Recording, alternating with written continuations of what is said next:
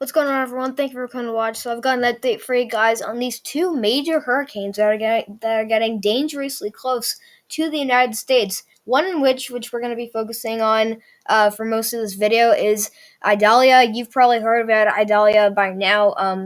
Idalia recently formed a tropical depression, quickly formed into a tropical storm, which it is now. It is a borderline tropical storm, almost a Category 1 hurricane. It's now impacting parts of western Cuba. You can see it's got maximum sustained winds at around 70 miles an hour. So this is just a few miles an hour short of being a Category 1 hurricane.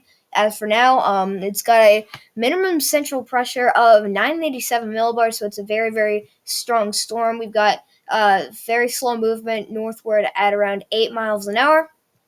And then we do have Major Hurricane Franklin. Major Hurricane Franklin is now a Category 4 monster with maximum sustained winds at around 145 miles per hour. So Franklin is definitely going to be one of the strongest storms that we're going to be seeing for the 2023 hurricane season. But luckily it's looking like this will be a fish storm. It's not supposed to hit any parts of the United States. You can see it is very, very close to South Carolina, North Carolina, in the eastern United States, but it'll curve out because we have a trough that's digging down, picking it up, and it'll just move out to sea.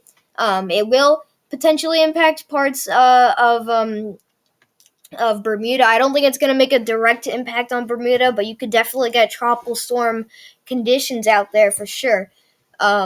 But yeah, Franklin is also moving very, very slowly at around 9 miles an hour, 937 millibars. So it's a very, very strong storm. So we're going to be looking at the satellite loop for Franklin. You can see Franklin out here looking very, very sharp.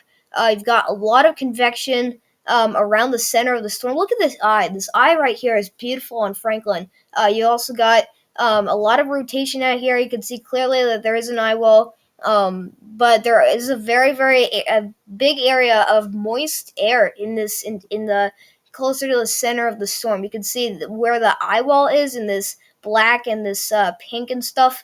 Let me wait for this to reload. But again, you can see on that black, the white and the black, the white and the pink. That is a lot of moisture that's in the atmosphere that Franklin is just soaking up, and there are also very, very strong winds packed into the storm. So I would say I know none of you are near this, but if you were to be just on the outside of the eye right here, which would be the eye wall, you probably would pick up some winds at around 150 miles an hour. So Franklin, we'll look at the future track of it. Okay. Let me just close this for a second. All right, 1 second, guys. Let me zoom in here. You can see Franklin right here, just cruising out here. You can see it is getting a little closer to Bermuda. Bermuda's right here. Bermuda, you guys are under a tropical storm watch for now. I don't think you're going to get warned, but if Franklin does actually curve out even more and begins to head in your direction, I think you will at least get a tropical storm warning, maybe even a hurricane watch. But for now, it's looking most likely that Franklin's just going to curve out, not quite against you guys, but it's going to be just west of you guys. But it is forecasted to become it's forecasted to become a borderline Category 4 hurricane at around 8 p.m. tonight with 155 mile an hour winds. So it's very, very close to becoming a Category 5. This is going to have a shot. Franklin's going to have a shot at becoming a Category 5 hurricane. It's unlikely, but there is a shot. Franklin does have a shot to become a Cat 5 hurricane, but it will still stay as a Category 4 hurricane up until probably somewhere around Wednesday morning. You're waking up Wednesday, it's down to a Category 3 hurricane, still a major hurricane with 125 mile an hour winds, and then it'll move out to the North Atlantic. Just going to be a fish storm, not going to do much damage for anybody, but you may get some gusty winds and some heavy rainfall out here in Bermuda, but that would be it. So we're going to be moving on to tropical storm and future hurricane Idalia. So Idalia is a very, very strong, still developing system. We have a borderline tropical storm out here. This is almost a Category 1 hurricane that's moving towards western Cuba. It's probably going to start making landfall in just an hour or so. But it will get very, very windy out there. I'm looking forward to looking at the videos out here from Cuba, because I really like to see kind of what the impacts are looking and the conditions are looking like as for now. But we still have a developing system. We still have these extremely moist conditions out in the atmosphere. We have a lot of convection popping off just around the center in the future eye of the storm. But when you see all this moisture up here on the northern side of Idalia, and it wraps around the center of the storm, that's when you can get that eye. That's probably not going to happen until this storm passes over Cuba. But one thing that could help us with the storm getting it back down to its weakening point is that it's going to pass over those mountainous regions of Cuba, so that could definitely slow it down. But after it moves through Cuba, it's going to quickly pick up the pace, and it's really just going to keep on moving and chugging. It's going to get very, very strong. But these are the Florida Keys out here, so it is going to get pretty close to Florida faster than you know it. But as for now, it's just a slow-moving storm, still gathering a lot of energy and intensity, but it's definitely going to turn into something that we don't want to see. So we look at, the intensity guidance out here for Idalia, and you can see that as it's quickly every single one of these members quickly takes it up to Category 1 status, and you can see most of them take it up to Category 2. But surprisingly, only 2 or 3 take it up to Category 3 status. I'm telling you guys right now, I don't think that this chart for now is looking. I don't think that this chart is looking like very very correct. I think that we should definitely see more members going up into the Category 3 status. We should see a few going into the Category 4, because the forecast now from the National Hurricane Center is a Category 3. And so the fact that we're only seeing a small signal for Category 3 status when we actually have a forecasted we're just forecasting Category 3 status is not good. So we should really see these numbers going a little bit higher. We expect these numbers to go through the roof, and we will definitely get sustained winds of over 100 miles an hour. That's definitely going to happen. But you can see that most of these members, they take it up to we'll say Category 3 status, and then it drops right down. You can see it goes way down back to Category 2, Category 1, and then down towards tropical storm status. That's probably going to happen once the storm enters parts of South Carolina and just the Carolinas in general. Then it's going to move out to sea, and it might still strengthen a little bit. So we could see another spike of intensity. As you can see here, the models, they don't take it back down to tropical depression status right away. They still have it carrying on with moderately strong tropical storm status. So we really have to watch Idalia very closely. It's going to be a very interesting but intense storm for Florida. But I really do think that we are going to see wind speeds well over 100 miles an hour. So this chart really should be showing the numbers going a little bit higher. But I really do think Florida's going to get hard. Especially the Miami area. I think if the storm moves a little bit farther south and curves a little bit earlier, I think Miami is definitely going to get hit very, very hard. Regardless of how hard it's going to get hit, I think we're still going to get some major impacts out in that area. So we'll look at the cone now. You could see that the current wind field estimate right here is in this yellowish orange area. It's pretty much at this western part of Cuba, but it should be any second, right? I would say any second we're going to get a word from somebody, maybe I would say the National Hurricane Center, or I don't know, somebody that Idalia is declared a hurricane. I think it is a hurricane as for now. I'm going to say that. But you can see this was as of 1 p.m. today. We had a very, very strong tropical storm moving towards Cuba. You can see we've got already hurricane warnings out for this entire area of Cuba. So the fact that you're seeing hurricane warnings for a storm that hasn't even developed into a hurricane yet, and it's making landfall right now, that tells you that this storm is just going to go nuts on the developing and strengthening, and it's going to be one of the storms that develops and just it only takes like 10 20 10 12 hours to really get going. But we'll skip ahead all the way to Tuesday morning. You're getting to 7 a.m. Tuesday. This has made it past Cuba. It is at this point probably a Category 1, Category 2 storm. We skip ahead now to 7 p.m. Tuesday. It is now approaching Florida. It is probably at this point a Category 3 hurricane.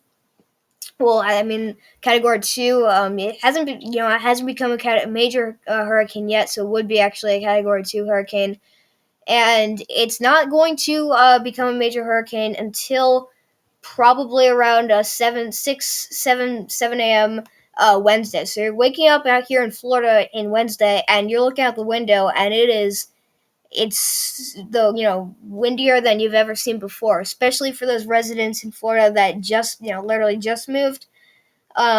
It's going to be something that you probably haven't seen before. But I know most of you guys, or pretty much all of you guys you guys are pretty much experts and pros at going through hurricanes. But you've been through Ian last year.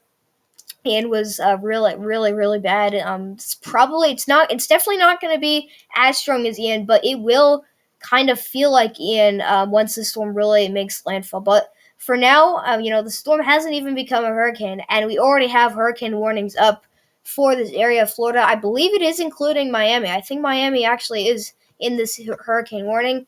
If not, it doesn't matter. It's still definitely going to move right through that area. I think the Tallahassee area is going to get hit very, very hard. But on the outside areas, a little bit further north, a little bit further south here, you've got tropical storm warnings. And then in the yellow shade here, on the eastern side of Florida and down here in the Florida Keys, you have tropical storm watches. There also is a hurricane watch for coding the outside areas of the tropical storm warning.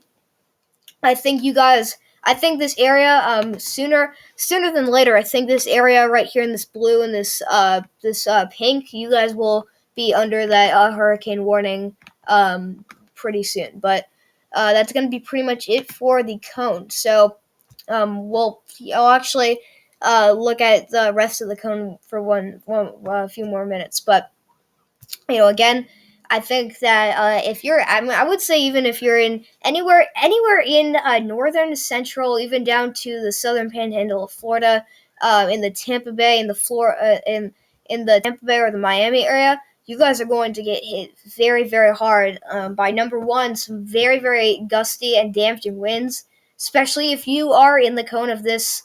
If you're in the path of this cone, then you definitely gotta be ready for those damaging winds. But if you're farther south, rip currents. That's going to be a huge, huge thing of this problem with this storm. As you could see, waves up in this in the hurricane warning area up to 10 feet tall, maybe even higher. So we really gotta watch out for those coastal houses on the coastline, those coastal roads.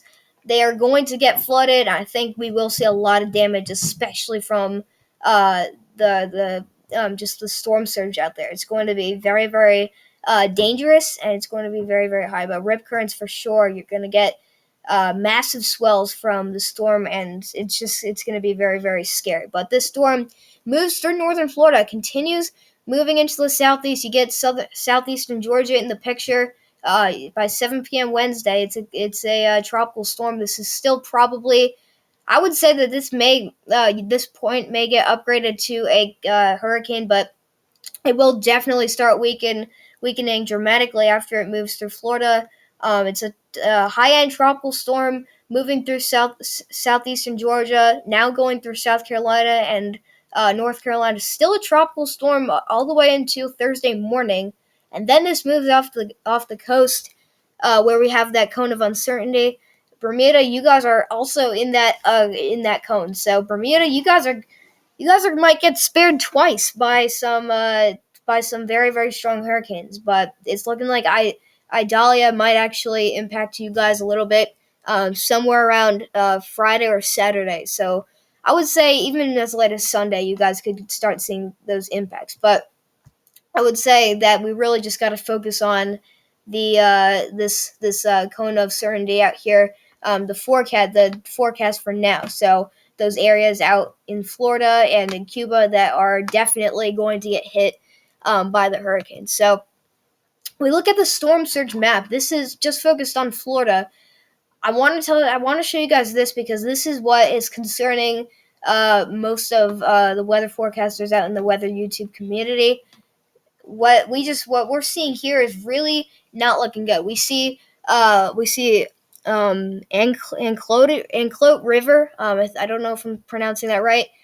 With a storm surge of projected storm surge of 4 to 7 feet. So I would say if you have a storm surge over, like, you know, I would say over 6-7 feet. I think that's definitely raising the chances for coastal flooding. I think by anywhere in along the western coastline of Florida, you have already a very very high chance of seeing coastal flooding. But you go up to this red area here. This is where that hurricane warning is in place. This includes the area of Chassahowitzka. I don't know if I'm saying that right, but if I am, it's just for that area. You guys will see a storm surge up to 11 feet. So, I mean, if you're in the red here, I would say if you're in the red here, you're definitely going to see coastal flooding. So, I believe that there are actually evacuations being ordered for this area. So, if you are on this coastal region here of Florida, if you're in this red area here, I'm telling you right now, you want to evacuate. You should. I'm urging you guys to evacuate. If you are, I'm telling you. Let me go back to this. All right, 1 second, guys.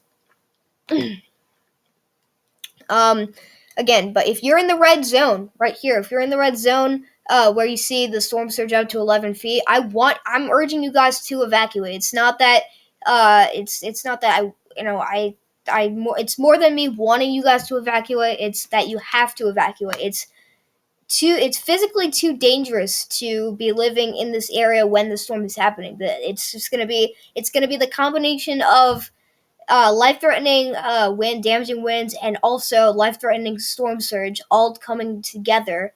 And so, if you have any houses on the coastal, on the coast, inside this area, don't be surprised when you come home from being evacuated to look at the damage, and your home is swept away. That could quite possibly be the scenario and the case for many areas along this red area, and even maybe into the orange. You will have enough flooding and just water onto those roadways to start washing out some areas almost completely. But the Osceola River, you guys will be on that line of up to 9 feet or up to 11 feet of storm surge. But even in this yellow here around Indian Pass, middle of the Longboat Key, Englewood, Charlotte Harbor, and Chokoloskee. I don't think I'm saying that right. Up to 6 feet. That's more than enough to cause coastal flooding. But you can see the Tampa Bay area.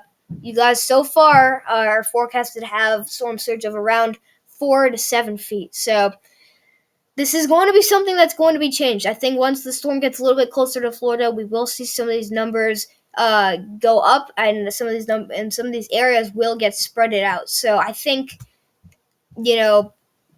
once we actually get a good sense of where the storm is exactly going to go, if it goes farther south, I think we're going to get the red zone spread out into this area here, including Tampa Bay, including the Anclote River, including Chassahowitzka, and then maybe even including middle of Longboat Key. I think all of you guys could definitely be included in this red zone here for storm surge sooner than later. But the storm surge threat goes all the way down to the Florida Keys. You can see out here, you got dry Tortugas, you got the Florida Keys, and East Cape Sable, all at around 1 to 2 feet. So, I mean, I think you're certainly going to have big waves out here, but I think that the coastal flooding threat is going to be a little bit lower.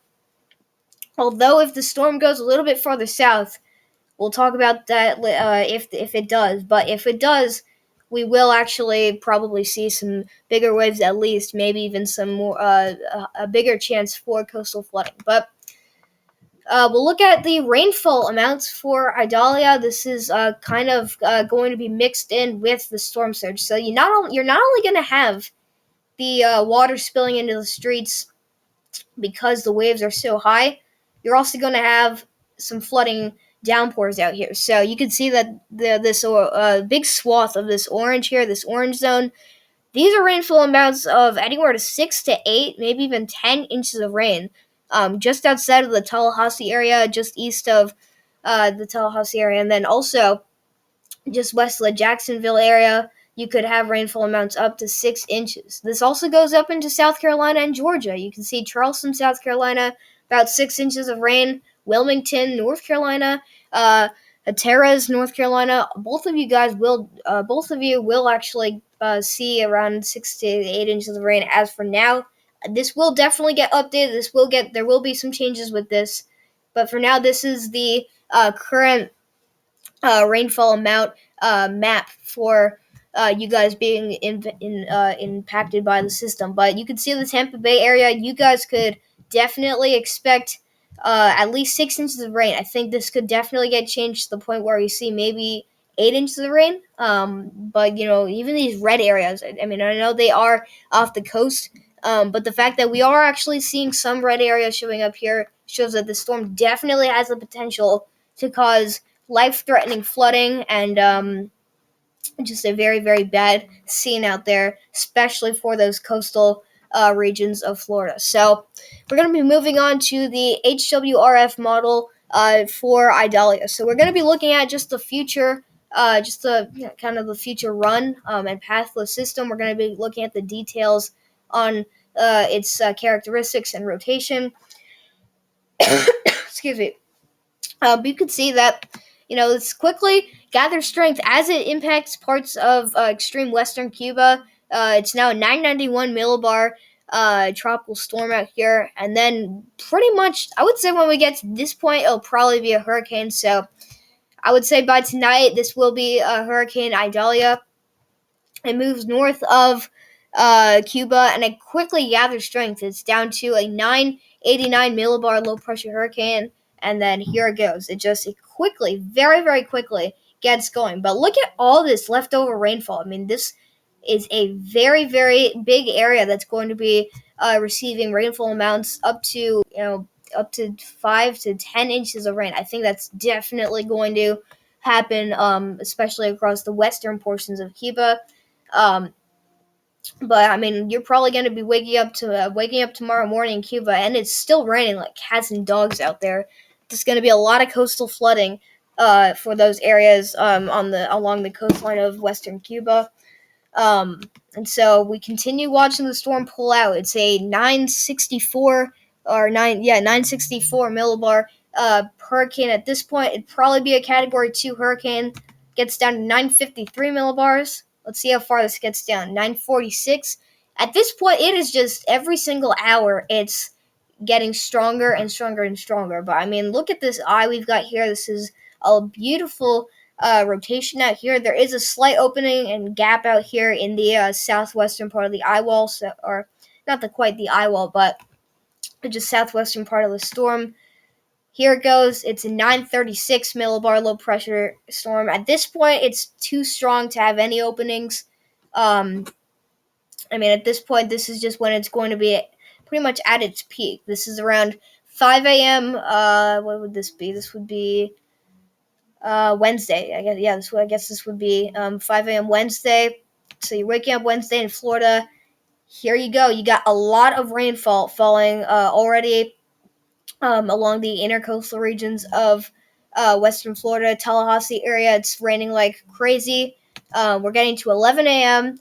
This is going to be the peak of the storm. 931 millibars. This is going to be at least a Category 3 hurricane. I think there's a good chance, there's a very, very good chance that we will see a Category 4 hurricane make landfall on northern Florida. I think that's certainly possible with this system, but this moves out into, this makes a direct landfall and impact on the northern Florida, especially the Tallahassee area. You guys will probably uh, be somewhere near the eye wall of the system. I think you're going to get a taste of those extreme winds. This moves into Georgia. It's probably still a Category 1, still probably a Category 2, Category 3 hurricane. Um, but it quickly loses steam. Now it's back up to probably a Category 1 or a tropical storm. It's raining very, very heavily out here in the Carolinas, especially northwestern South Carolina. I think that flooding threat's going to go up big time because this storm is going to stick around for a few days. It's going to start raining probably. It's probably going to start raining at around dinner time on Wednesday, and it's probably going to stop raining uh Friday. I think it's still raining out here in the extreme northern areas of South Carolina. Now the storm's moving into North Carolina, probably as a tropical depression. I would say maybe this could be a tropical storm still. It takes a long time to get off the coast. It's going to do like a doozy do out with North Carolina, and then this finally gets offshore at around this September 2nd. I think that would be Sunday or Monday. But what you just saw was just the future track of major hurricane Idalia. So I'm gonna I'm gonna try to do an update every day on Idalia, just because it's very, very urgent. Every single piece of information we get.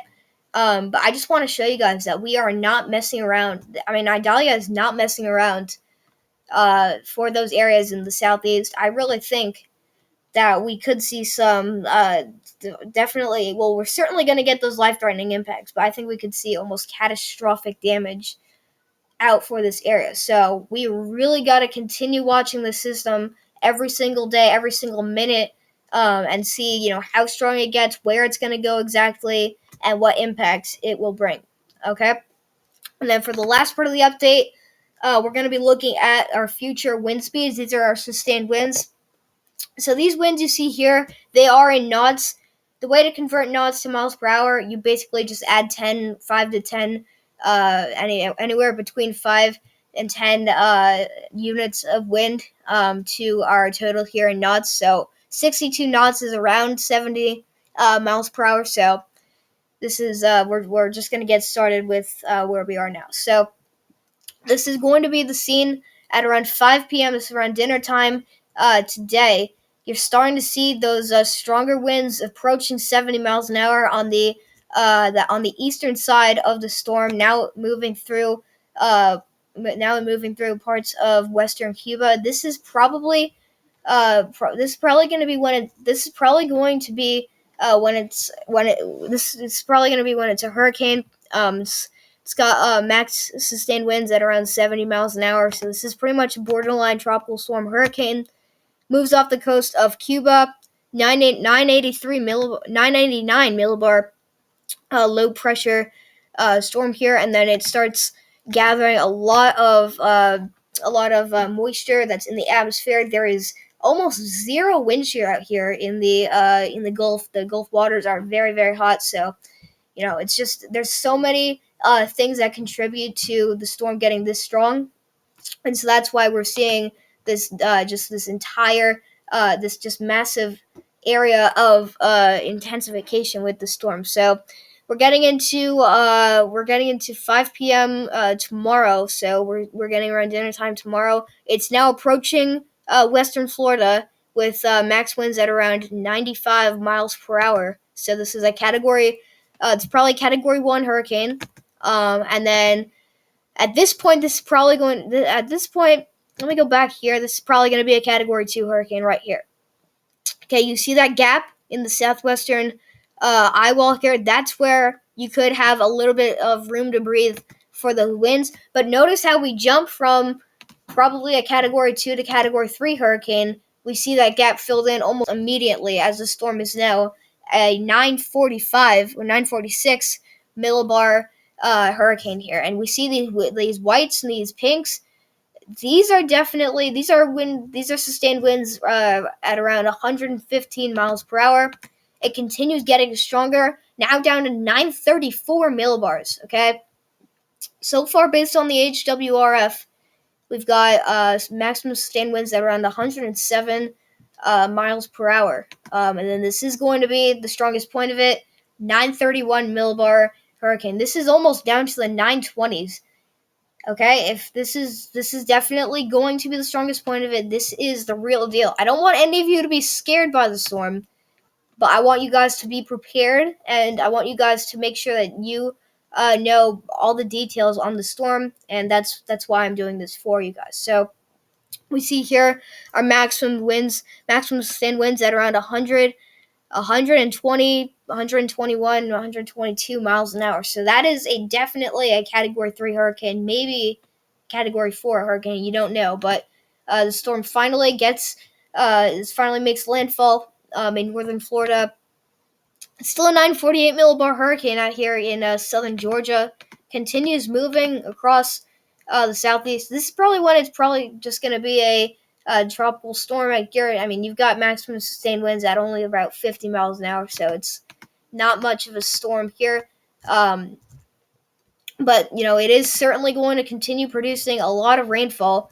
There also will be some very, very strong winds along the South Carolina coastline. A few model runs ago, I think we'll go to the 18Z for yesterday. We did see a sign of some very, very strong coastal winds along the South Carolina coastline. So you can see now you get those max winds at around let's see right here around 60, 70 miles per hour. So this is going to be still going to be a high-end tropical storm as it moves into South Carolina. Then we get to North Carolina. It's losing some steam out here. It's probably a depression. Still got some decently strong winds out here. Still 50-mile-an-hour winds. But then this is probably going to be when it's a low-end tropical storm, and then maybe just down to a depression. So that's all I got for you guys. Thank you so much for coming to watch. We will definitely have to continue watching both Idalia and Franklin. But Idalia is definitely going to become a major hurricane, and it's going to be hitting the western coastline of Florida. So, we definitely gotta continue watching this storm. Don't be scared. Be prepared. Make sure that you are following your orders from